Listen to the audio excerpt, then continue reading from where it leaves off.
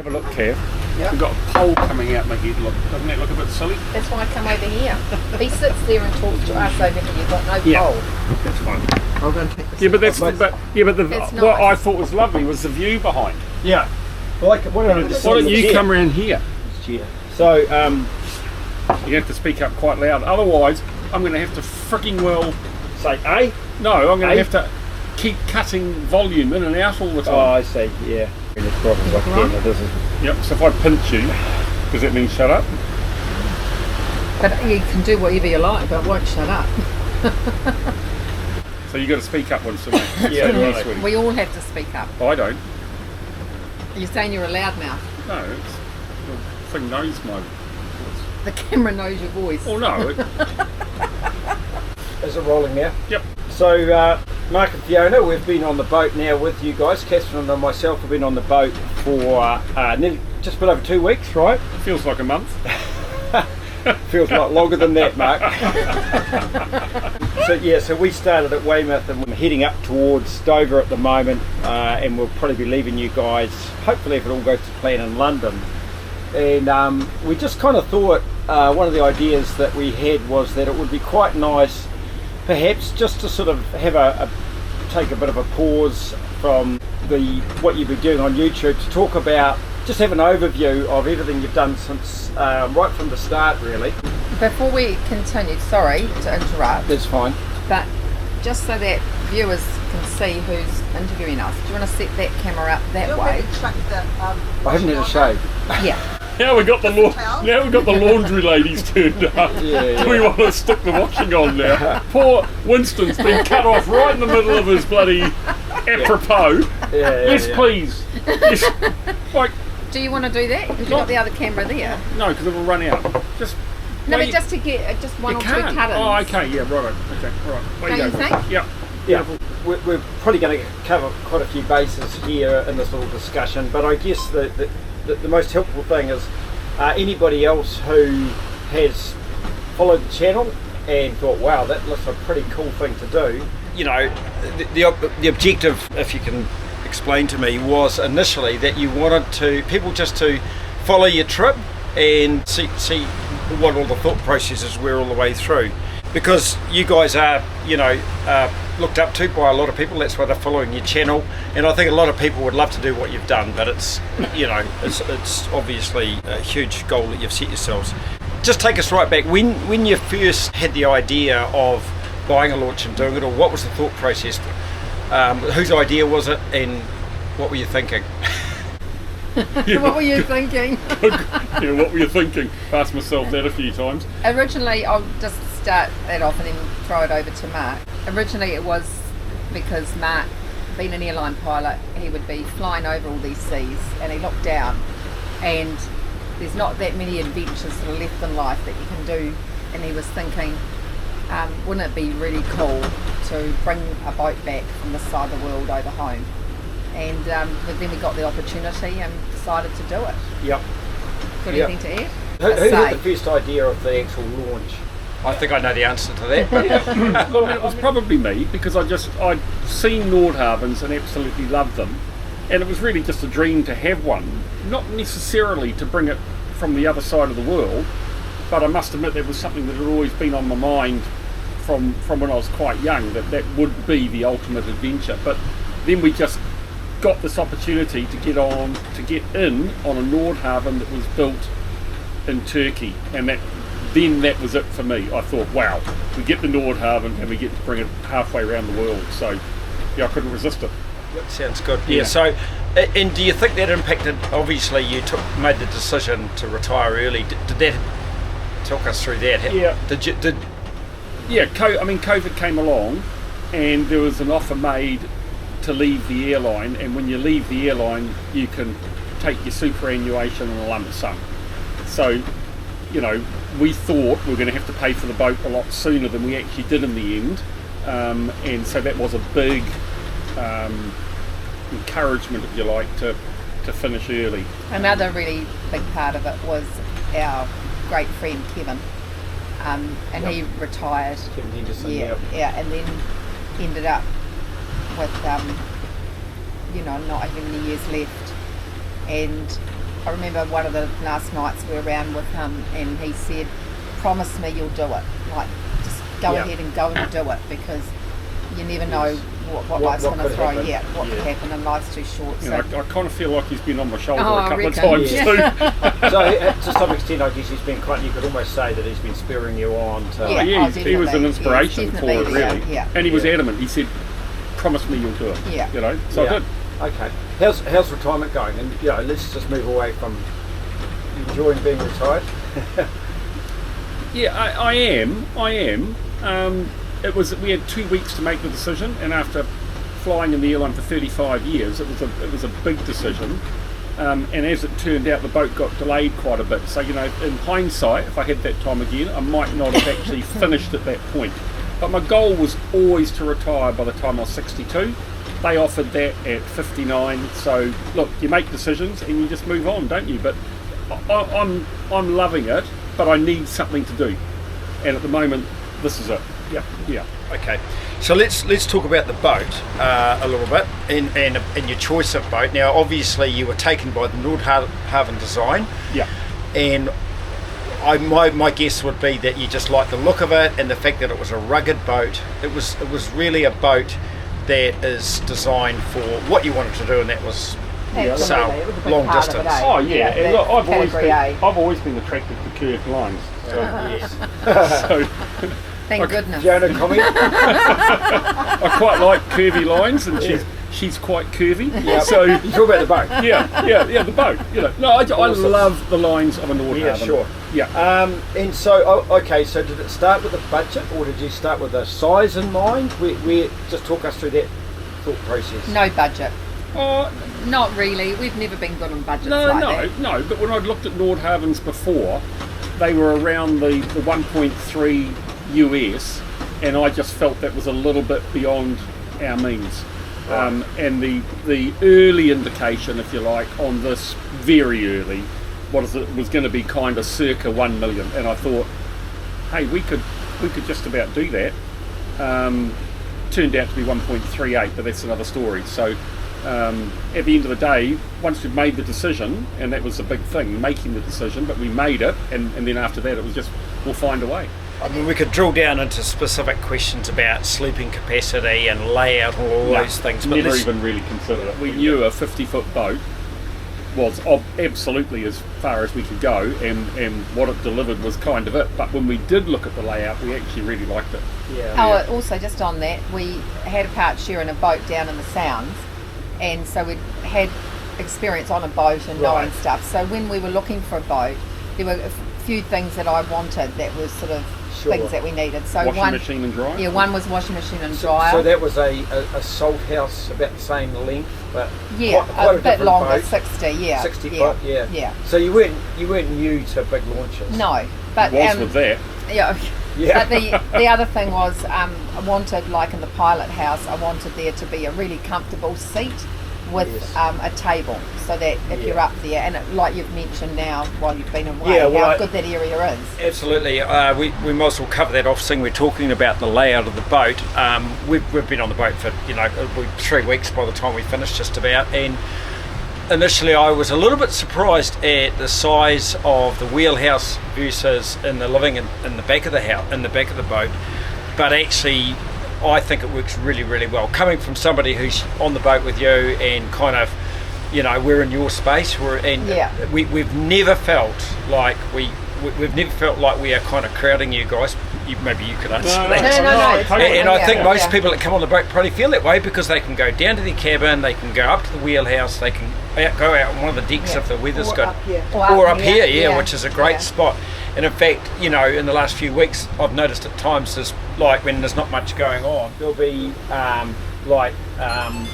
people on the boat, and they'll all be in different places doing different things, and nobody's annoying anybody. Yeah, Yeah. it's amazing, eh? Yeah, Yeah, yeah. yeah. It was It's very the- the space is very deceptive. Yeah, Yeah. initially, when I first stepped on the boat, I thought, oh, maybe the saloon's a bit small, but it's amazing. You just get used to the space you've got. You do. And I agree. I wouldn't want to give up pilot house room for saloon room. Or No. galley Well, room for saloon room.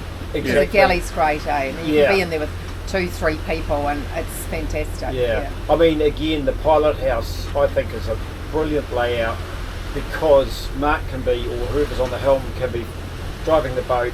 Everybody else can see what's going on. They get a wonderful view out. It's an elevated view, and again, they're not standing on top of the person who's doing their job. They can sit on the couch and check their email or whatever. So Mark, you bought the boat, you placed the order, and now I guess you're starting to think about, well, okay, there's the logistics of going over and watching it being built and things. What about sort of upskilling?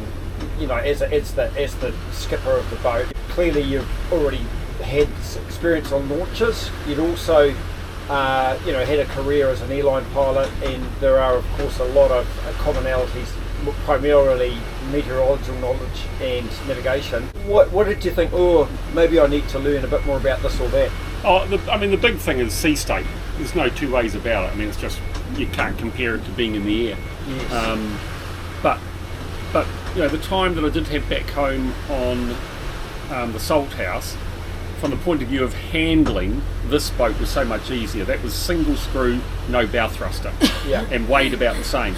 So the minute we had a bow thruster and twin screws, the manoeuvring of this boat was never difficult for me. But just the decision-making process, taking into account sea state, wind, tides, currents, that's been a pretty big challenge. And to be honest, you can read as much as you like, but at the end of the day, I think the only way to learn was to get out there and do it. And now we've got 15 months behind us and 7,500 miles. Doesn't mean you don't make mistakes, but at the end of the day, you just learn so much. And I've got a far better impression of what's going on around us.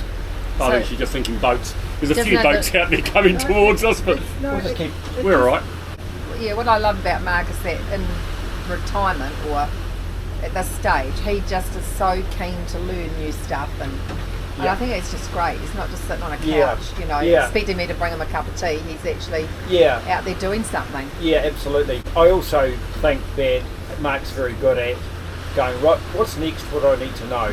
Yeah. So rather than go off to launch masters bloody engineering school, he said, right, what's happening tomorrow, what do I need to know? I'm going into this harbour. Obviously there's all the background stuff, but in terms of upskilling, it's just a matter of just learning on the job and just staying a day ahead of the boat and anticipating. Absolutely. And it's been a massive learning curve, but it's happened over 15 months. Yeah. So if I think about what I've learned, I just couldn't learn all that in a month or 6 weeks. So my approach has definitely been, as we come against a challenge or as something goes wrong, deal with it, learn about it and learn from it, and then it's kind of stored in the back of your head there somewhere, isn't it? And sure, that's experience. Okay, maybe a quick fire question. Can you think of some things that you didn't anticipate? So something that kind of caught you off guard. I mean, not necessarily an incident, but just in general terms, what didn't you anticipate? I think it was really how uncomfortable short seas can be. Like if you're out there in anything over a metre and you've got swells coming through at less than 5 seconds, it really is uncomfortable. Yeah. And it's called pleasure boating for a reason, and it doesn't matter how strong the boat is, how skilled you are as an operator, it's just uncomfortable. So it's unless you have to, sit and wait for the nice weather to come along, because like today, it's just beautiful. It's just so relaxing and enjoyable. But if this was a 1 metre chop, we'd have had enough by now. Yes. Something I wasn't prepared for is we had the ability to buy the boat that we had back in New Zealand, but because it was such an old boat, I really didn't want to buy something old, because I thought there'd be something to do with it all the time. So one of the things I really liked about buying brand new was thinking we'd get a brand new boat, and silly me thinking. No, I thought the same too. It would be, it'd be brand new, it'd be nothing, first year, be a honeymoon period, be nothing to do. Oh, honeymoon. Yeah. Honeymoon. And yet, that wasn't, as people who've been following the channel realise, that wasn't the case. And then that put pressure on us because we had to be in places at certain times, and so to sort things out. So there we found ourselves, in seas that we probably didn't want to go in, especially with being so new on the boat, and not having stabilisers on, like you found out yesterday when Mark did his famous remove stabiliser stint. It was a yes. It was a demonstration. Yes. Um, I think you might see that on one of the Yeah. YouTube clips. But but Mark's been really, really tenacious and really good, and trying to remain really positive, saying, okay, well, we're aware it's a new boat, but it's the first of its type, these things happen. Yes. And we're just trying to get to the bottom of it and do it all to make it easier for others that are coming in their wake. And I think that's a lot about, not only are we doing this for us and having the YouTube, so we've got memory of it and it's memory for our kids and our grandkids, but it also, hopefully, for other people that might be doing this, that they can look at it and people have learned from it. So I guess just backing up a little bit, talking about this, the problems you had early on. In a former life, I was an engineer, and we were trained that the most dangerous time for anything, and Mark would relate to this when it comes to aeroplanes, the most dangerous time in the life of a machine, a vehicle, is when it's brand new and when it gets old. And of course, you guys bought it brand new. You bought a first of type, which was, to be fair, a very brave decision, because I know you got it at a good price. But the quid pro quo was you guys were the crash test dummies. Yeah, absolutely. And maybe you thought we might have a few problems, but the ramifications of those problems having to go places to get things fixed and things, maybe. Yeah. Oh, look, I think the person that gets the best deal on a boat is the person that buys it off the person who bought it brand new. Yeah. You know what I mean? Yeah. So if someone buys a boat brand new, there are going to be teething. I don't care what anybody says. There'll be teething, and particularly hull number one. The next person that gets it gets all the goodies you put on board, and you've ironed everything out. Yeah. So No, that makes sense. There's a catch. It's a catch. It's a catch. My favourite boat. It's a catch. Yep. So, benefit of hindsight, would you, if you had your time again, would you buy something maybe a little bit bigger, second hand, or would you think the buying new thing has worked for you? Oh, no doubt. Buying brand new and number one has worked for us because we just could not afford a 52-foot boat. Right. As modern as this. But would you have, now with what you know... Yeah, absolutely. No, you haven't heard the whole question. Now with what you know, would you have done number 3 like we were down for? No. And it's someone else had the problems on 1 and 2? No, because there's stuffle differences on number 3 to this anyway. It's gone out with, with some of the same problems, I suspect. Yeah. And the problems that we are left with from hull number 1 are so relatively minor now. It's fine. I'm happy we got number 1, because the other thing is too with number 1 is Nord Harvin, and I would think any boat builder is right there behind you to try and get them fixed, because it's hull number 1 and they recognise the fact that there are going to be issues. So there's been and if they don't get it right on this one, then it's not good for the line, is it? In terms of being able to sell more. Yeah, but also the big thing for me is, we've got to be understanding in that I've been over the last 15 months pretty hard to tie down. So if they wanted to fix something, you've got to be able to say, I'm going to be there at this time for this time to organise it. And I've been on the go so much that just couldn't happen. Yeah. The other thing is you had the luxury of time, right, Mark? So you were able to be there when they were building the boat, and that must have been quite a special time. Oh, it was magic.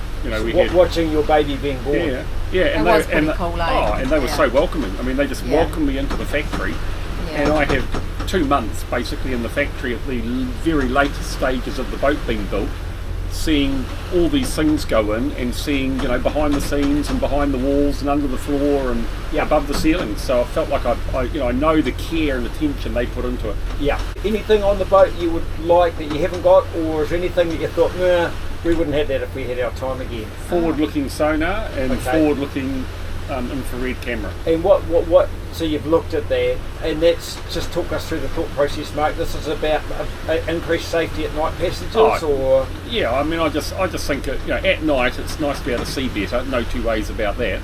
But I mean, that's about 10,000 US minimum. But there are other options out there now that are cheaper and still good.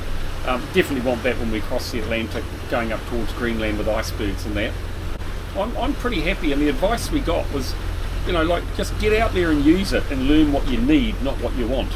Let's go back to the launch. So that obviously, I would imagine 2 quite critical or memorable days. One would be the launch, I would guess, and the other one would be the day you set off on your own. So maybe start with the launch. What were you thinking?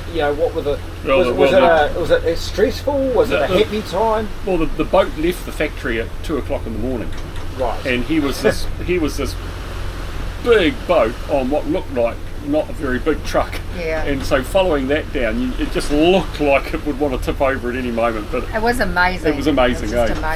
Following that, yeah. So that we followed that at night, or 2 in the morning, and then it got to where it took about an hour, I think. Oh, more than that, I think. And so then we got there, and then it went through onto the harbour, and the gates closed. We couldn't go any further. The guy that was driving the straddle, he just had about that amount, just enough for the width of the wheel to reverse the straddle that's holding our boat underneath. It's just incredible, and then putting it through and then putting it down. And it was a pretty special. Renee was with us, and it was a pretty special moment going on. Did Mrs. Remmel get to break? No, we haven't done any of that. Oh, really? Because of they do have environmentally friendly ones. Yes. But what we did is when the boat was handed over to us on our maiden voyage, we just had a bottle of champagne that we drank. So nice. no, we haven't done. No, we haven't smashed it. No, we might. I've sort of thought about that. Maybe when we get the boat back to New Zealand, we've got all our family together. We might just. It's almost a bit late then, isn't it? But you could do it because it's but it's in New Zealand, then, isn't it? To New Zealand, and just maybe now just talk us through your first. So you've had a skipper on the boat. You've said goodbye to him. It was a 2-day trip down to down to Gochep in southern Turkey, but via the Greek islands, which is where the boat was signed over to us. So it was a great shakeout cruise, and it was neat to do a couple of all-night passages. Yep. But we basically didn't stop until we got to Rhodes Island. And we had 2 people from Nord Harvin on board. Yeah. Right. Yeah, it was so pretty. It was cool, and the boat went really well. Yeah. Why did it get handed over in Greece? Oh, okay. It's because the boat's built excluding VAT in Turkey. The sale has to occur outside Turkish waters. Okay. Yeah, so it's flagged in New Zealand, and we took possession in Greece. And on a couple of occasions, customs around the Mediterranean have been really interested in how that process went, because they're there to collect tax on behalf of the government. So we signed the paperwork there, and then we had a glass of champagne on the so we took deck. legal ownership Yeah. in the Greek islands. Right. Yeah. Okay. So let's just move on to your YouTube channel. It's been going since before the boat was launched. So just talk us through the genesis of the idea of having the YouTube channel, and just tell us about what was going on there. Well, I wanted to document it, and I knew that if I got a ton of footage, that I'd never get back to editing it unless I edited it as I went, and then you have the storage issue of what to do with all the edited content. And I figured the best way was via YouTube, because it's chronological. If you post it on a date, there it is in the date, and I could get rid of all the old footage then. So that was why I started the channel, and then I just found more and more people were watching it and commenting, and probably a bit about my own personality. I then got a little bit addicted to how big can I make this channel go, can I get more comments, and so now we've got nearly 15,000 followers, which is just, I love it. I just love the support you feel from people. Yes, you obviously just grabbed a GoPro and got stuck in. Presumably you learned on the job. Did you have any instruction or any assistance with the filming? No. It wasn't a GoPro though, was it? No, it was DJI. Yeah. DJI. Yeah, so got DJI. We took some instruction from our kids, from our I said, what do I need? Electronic savvy and I know you just start doing it. I must look at some of the old videos actually, because I see some of the thumbnails and I cringe. My hair was long, and oh my god, I think, I don't want to watch that. So a big part of the filming, Mark, is the drone. Yep. You're on drone number 2. Do you want to just tell us walk us through what happened to the first drone? Yeah, the drone crashed in the sea in so sad. Montenegro. Right. It just had a random malfunction. No, the drone said to me, don't take off because the boat's still moving. And I was down on the back deck here, and I thought, no, there's tons of room, I know better. Well, I didn't, because when so you didn't listen to the drone. When the drone took off, it the boat caught up with the drone and knocked it over the side into the water. Oh, it was Right. so sick. I felt so sick that day. Yeah, It was life. it was life. But you weren't put off by that. You went and bought another drone and Yep. just sucked it up and Yep. got on with it. Yeah, but Yeah. ask him how long it took before he flew that drone. Oh wow. A while. You had to get back on the horse. Oh right? no, I just thought I've got to be careful here. So my penance was no drone for a while. I mean, I think the YouTubers have to acknowledge the fact that it's added a whole new dimension to your Oh, yeah. the story. Oh, great. You get these magnificent Yeah. shots of things that you just wouldn't get any other way. Yeah. Okay, so let's just move on to the editing side. So Yep. you've got all this footage. What's the process? What software do you use? Okay, so I take the footage on the cameras, the drone, and then I just basically Bluetooth that into my iPad, and then I use the software provided on the iPad, which is iMovie. It's very simple, limited ability to change an awful lot. But You tried looking at another program, yeah, I eh, did but you iPad didn't like Pro, it. but it was Yeah. just I couldn't get my head around it. Yeah, and so I'll download it into there, and then on my iPad I go through and do a quick edit just to cut out stuff that I don't think I'll need, because storage is a big thing on my iPad. I need more storage, and then I just start editing. And each video is probably 3 goes through in about 5 hours. Right. Yeah. So that's really interesting, because I think a lot of people think that people are doing stories about all sorts of adventures and that. There's a fair bit of work involved. Oh, Right? yeah. It's a lot. Yeah. Yeah, Oh, I lots of hours, I reckon eh? I probably spend 20 to 30 hours a week editing, and I mean, filming is just part of daily life, as Yeah. you know. Yeah, absolutely. There's always a camera waiting for you to make a mistake. Yeah. Speaking of mistakes, we might as well cover this one off now. Obviously, you had more and more subscribers, but then of course you had the grounding, Yeah. and that was obviously initially, I would imagine for you would have been quite a wake-up call, and the people on the YouTube channel, there was all sorts of different reactions to it. But Mark, what did you learn from that? What did you learn about perhaps your own confidence and a simple mistake that anybody could make? Oh. What did you learn from it? Look, it was devastating at the time, no two ways about that, and I stopped reading the messages on YouTube because just when you read them one after the other, it's basically telling you to get off the boat, you're a menace and dangerous. But look, at the end of the day, we didn't just drive into a sandbank. We'd assess the situation, and I was comfortable with it, but I was wrong. What it's taught me is that at any moment something can go wrong, and if you're in any way hesitant or uncertain, just stop. And it doesn't stop you from making mistakes, because there's always something new comes along that you don't recognise. So it hurt, but I think it's made me a lot more cautious and careful, and potentially I think it could have saved me from something even worse in the future. So it's part of learning, and I've moved on now. Yeah. One thing I've got absolutely admiration for you is that you have this policy of complete honesty and openness, knowing that you are going to, cop a lot of flack from the so-called experts. Ultimately, I think most people respect you for your honesty, and it's like, this is what I did, it was a bit of a silly thing to do, but we can all learn from it. And interestingly, I read all the comments, and the vast majority was pretty much saying that good on you for putting your hand up. So, look, for me, it's pretty simple.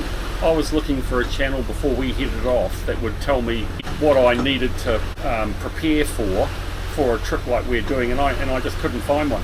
Yeah. And so I'm just determined to report daily life, if you like, warts and all, so that if there's anybody out there that's interested, they know what's potentially coming. And at the end of the day, if you make mistakes, that's life. But look, it's entertainment these days, isn't it? Yeah. People want to see the good things and the bad things. Yeah. So one of the things that is obvious, and we've noticed while we've been on board, you've met a lot of people through them following the channel, which is quite amazing. Yeah. It is truly amazing. Tell us about some of these people. Can you think of a story about some of the weirdest or the funniest situations with regards to people that you didn't know, and random acts of kindness and all of those things? Look, I'll just say the one that I thought was really cool was when we were in Montenegro and we're just sitting in a cafe and all of a sudden this guy goes, Fiona! And I turn around and think, who do I know here? And then he looks past me, he sees Mark, he goes, Mark! And he walks over as if he's long lost friends, and turns out him and his wife were followers of ours, and they came on the boat and they left a lovely bottle of red wine, which is so nice. You meet the most random people but the most beautiful people, and I think what's been really, really cool, as everyone's known, I've had time back at home, and I was sort of really worried for Mark and, you know, him being on his own and that, but people have just taken him into his heart, into their homes, and it's been incredible. So yeah, I think the people have made it so special. There've been people taking me out for dinner, people have bought me a beer, people have taken me for coffee, they've invited me into their home. Mats. They've gone and picked things up for me, they've dropped things off, they've helped me on the boat. The mats, the person who did the mats. Oh yeah, been given, you know, been given mats. And then with the tender disappearing. Yeah, that's right. Yeah, so you know we got mats outside the entrances. We've got a tender tracker now. We've got people that have basically just touch base and say, hey, here's my phone number. I'm close by. If you need anything, shout out. Brilliant. You know, I've been blown away. Often you meet someone that's following you. So you walk up to them, and of course it's just a normal thing you do. You shake their hand and introduce yourself. Yeah. But they also, I know you really well. Yeah. You know, I don't know them at all. Yeah. But they know me or us so well now because they've seen 15 months of our life. You know. Yeah, that's pretty amazing. Eh? People, they feel like they know you really well, and now you need to get to know them. Yes. Yeah. I mean, you look at the guy that picked up the bimini for me. Mark. You know. He went out of his way, I think. Mark, the honest lawyer. Yeah. He went out of his way, really, didn't he? You know, go and pick it up. Absolutely. And he was just going to drop it in Plymouth, and Vince was going to pick it up. Yeah. But no, he had to drive to Leamington to give it to us. You know. Yeah. So, That's so and he was a wonderful guy, and we're all so much the richer for having met him. If there's another couple out there somewhere who they may be from down under or they may be local, what sort of advice would you give them as far as like trip planning, your thought processes around whether you go into marinas or whether you anchor? I guess that varies for everybody, but what sort of advice would you give? Maybe we should narrow that into, say, well, another Kiwi couple, because obviously our currency is not that strong. Yeah. I'd say get good at anchoring. Yeah. Before on a daily rate in marinas in the UK, we just simply can't afford to stay on marinas all the time. In Europe, it's a lot better in some places. France, Spain, Portugal, you know, it's 20 to 30 euros a night. Greece, you can stay in beautiful places for 8 or 10 euro a night. But over here, for this boat, it's about £120, and in Italy and Montenegro at a decent marina, you're talking twice that. So, you know, I feel really safe anchoring. I've anchored nearly 300 times now, and you just because you've done it so many times, you get to a point where you feel really safe and comfortable. So I don't worry about anchoring at all. And it's good, and it works because it means we can do what we're doing. You can afford it. Yeah. But it's also nice to occasionally just take time out to be on a marina, like we've done with you guys, because you sleep better, and it's just a chance to just have a better type of rest. Yeah. Or just to reset, you know, get rid of your rubbish, you do all those things. You just get on and off the boat, go uptown, go and do what it is you want, rather than having to take the tender down and then find a place to park the tender and that. So it's a little bit easier, and it's just not that I wouldn't want to be doing that all the time, because that just wouldn't be. You just don't. You don't. It's like the other night, Mark said when we were on anchor. Look at this, isn't it lovely? The boat's moving around. You get a different view all the time, whereas in the marina you get the same view. But I think it's having that balance, and I think everybody will find their own balance in that. Yeah. I think you know, like, you just got to think outside the square a little bit too, because there are cheaper options out there. You know, a lot of the harbour authorities have pontoons you can tie to, and they're normally about half the price of a marina. So you know, you just got to get out there, talk to other boaties, and just ring up and ask questions. And like we found one tonight, haven't we, for £51 if it comes to it. Well, everywhere else is 120. Obviously, there's the whole regulatory side of moving from country to country as well. But again, I think, Mark, you're both pretty good at going, okay, we're going to go from, you know, here to here. what do we need to do, Yeah. and you basically just problem solve as you're going along. But Yeah, you do. I mean, through the Mediterranean, there's a process you've got to adhere to, which is basically reporting in as soon as you get there. But if there's one thing about travelling around via the sea is, it's a very, very difficult thing to police. So in the end, you make mistakes. And I arrived in England. I'd been here 2 weeks and found out I hadn't checked in. I mean, once they find you and they actually realise that it's genuine, their attitude was, well, okay, that's happened. Let's stamp your passport, and now you're in England. So there seems to be a little bit of an understanding, as long as you're not trying to take advantage of the rules, that mistakes do happen. Schengen was a classic. I overstayed my Schengen time, I know that, in Europe, but they don't enforce it that tightly, and in the end, as long as you're actually leaving and you haven't done anything wrong while you're there, they're not overly interested. one thing I've noticed with Mark, he's got this wonderful ability to walk into a place and pretty much have a go at them right off the get-go. know where the red line was, go right to the red line, and 9 times out of 10 win people over. And if you can win somebody over, you're halfway there. Absolutely. I agree. We had the classic we had the French customs come onto the boat, and they were with us about an hour asking a lot of questions, searched the boat from front to back.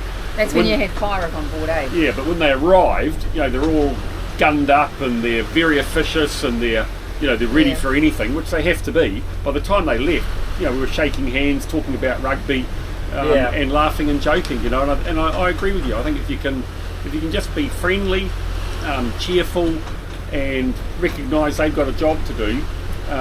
Remember that first bay we stayed in after Go Check, and we were there, in Turkey. And the next morning this boat comes up with 3 police officers heavily guarded and that, and I thought, I really felt like we're just this small thing in this big ocean, like you felt very unprotected, and you're thinking, God, who are these people and what are they going to do? And it was quite something, But But they then were again, okay. they were great.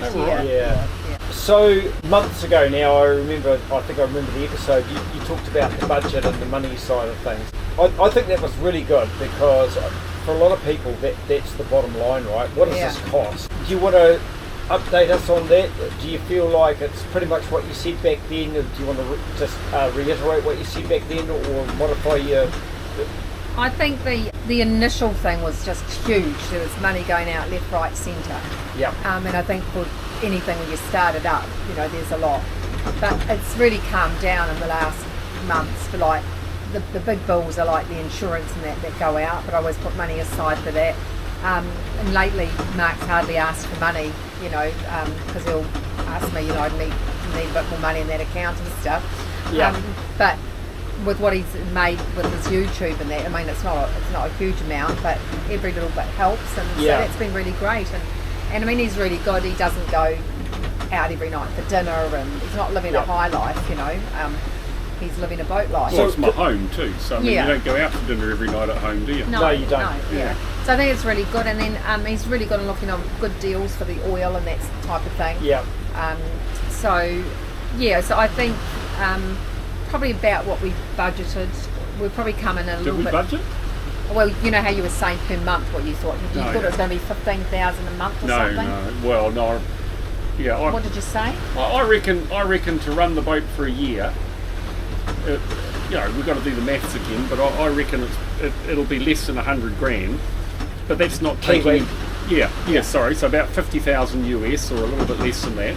But that's not taking into account major maintenance for the future. That's just the operating expenses for that year. But then you've really got to take off that what it would have cost you to live at home. Yes. So you're reckoning about 8,500 a month. Yeah, overall. Yeah, overall. I think, tops, I reckon. So that includes, let's just sort of drill down a bit here, so that includes the cost of fuel, the cost of berthage and all that, plus also entertainment and the cost of living in terms of groceries. Yeah, and maintenance. I mean, look, we've got all the numbers going into a spreadsheet, and we will definitely update it for people. But I reckon about 50,000 US a year isn't, for the journey that we're going on, Yeah. is going to be about right. And obviously, the more mileage you do, the more expensive it gets from a fuel point of view. So at the moment, we're hardly doing any miles. Well, But when I'm doing 10 hours every day. Absolutely. Yeah. So let's just use today as an example. Yep. We talked about this earlier, Mark. Just back of the envelope, Yep. how far you've worked out that the boat is burning about a litre per nautical mile as a conservative figure? Possibly. I think possibly a little bit more, but look, a litre per nautical mile is what the gauges are saying, and I don't know how many times I've asked John Deere if they're accurate, and they keep telling me they are. Well, he did again the other day. Yeah, He but said, that doesn't take into account dawdling around and things like that. But I reckon about a litre per nautical mile, and today we've done 40 nautical miles, so you're talking, 40 litres, and it's $2 NZ, or about $1 a litre is what we pay generally.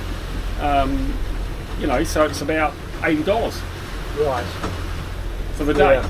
And we don't do that every day. I mean, at the moment, we're going to be probably doing that every 3 days. So you're Yeah. talking $30 a day. And I think the other thing is too, like with Matt said, what you would be spending if you were home, but you also, if we didn't have the boat, been retired, we would be going on trips.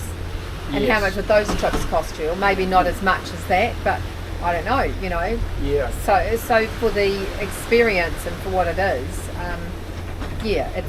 it's not horrifically out the gate, really. Yeah, I don't think. I think it's been amazing, really. Let's talk about where you want to go for the next year or two. Like where you're physically looking at going, and what's the planning going into that? Yeah, so the goal is to go back home to New Zealand, and we're further away now from New Zealand than when we started. And we've done nearly 8,000 nautical miles. Yeah. So what did you say the other day? If we'd done that, where would we be now? Yeah. So if we went through from Turkey through the Suez Canal, we'd probably be around Northern Australia by now. Right. But now we're Further away. But one of the big things I wanted to do is to fly over Greenland, Iceland, and into London, over Scotland or Ireland. And I used to look down and just think, I wonder what it's like down there.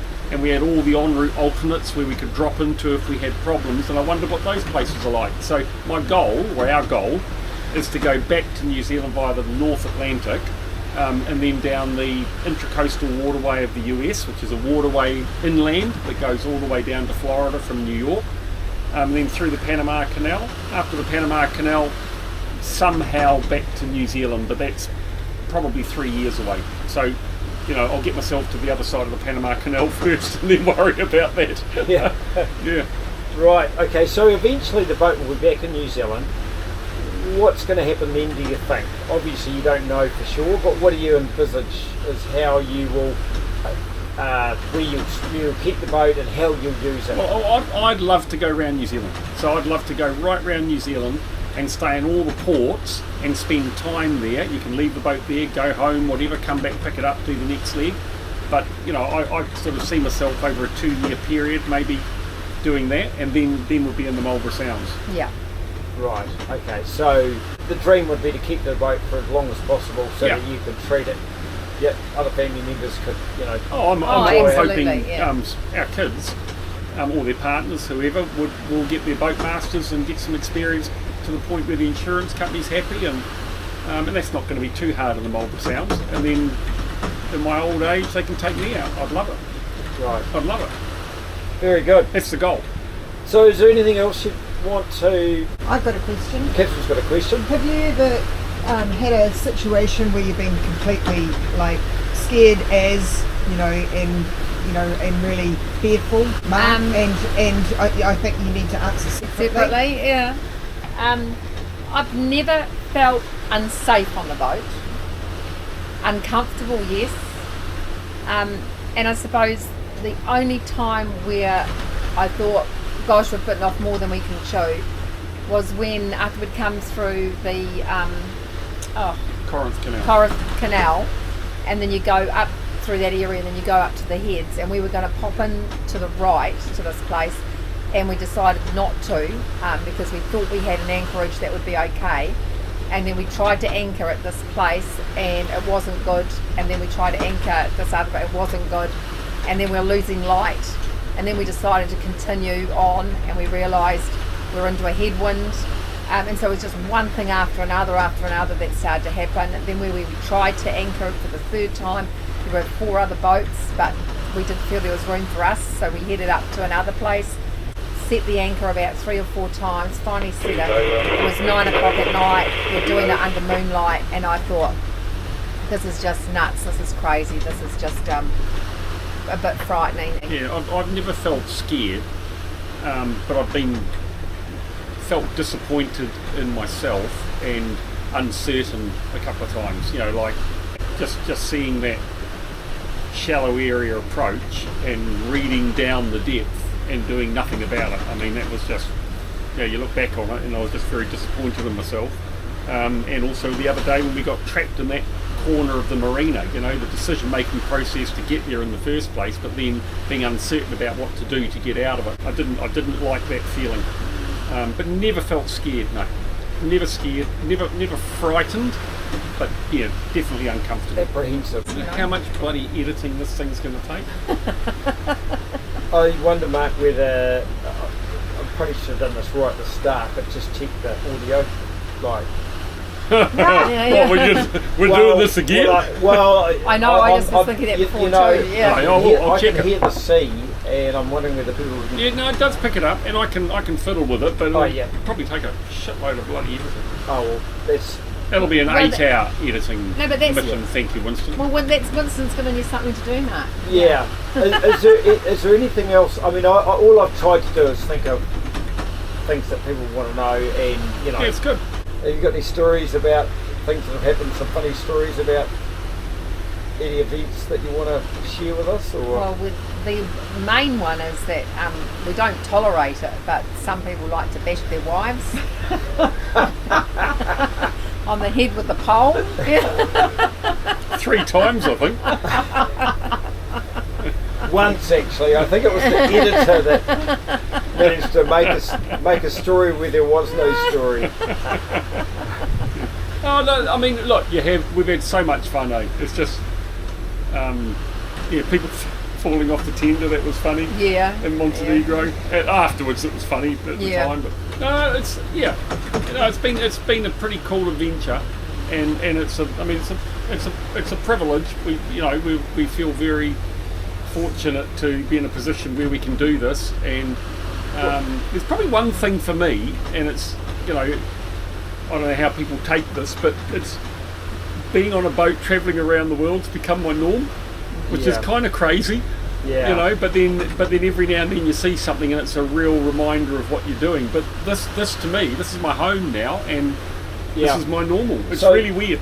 That support that I've felt through the channel has been unbelievable. When you are feeling, when I was on my own at times and you're feeling a little bit down, you get up in the morning and read your messages, and as you said, 90% of them are so positive, and it's basically just people saying, hey, thanks for that neat video, really enjoyed this, can't wait for the next one, or give me a call, or it's and you start building relationships with them even though you've never met them. Mark and Fiona, you both, whether you sort of did it for this reason or not, have become, I think a lot of people are living vicariously through what you're doing, and you're also inspiring people, and I think that's a wonderful thing that you are doing. You are simply saying we're just normal people, we don't have special skills, but we We'll take that. That's questionable. No, normal. No, we'll take that. You're not wealthy people. Yeah. You could afford to buy the boat, but you've had to make it work.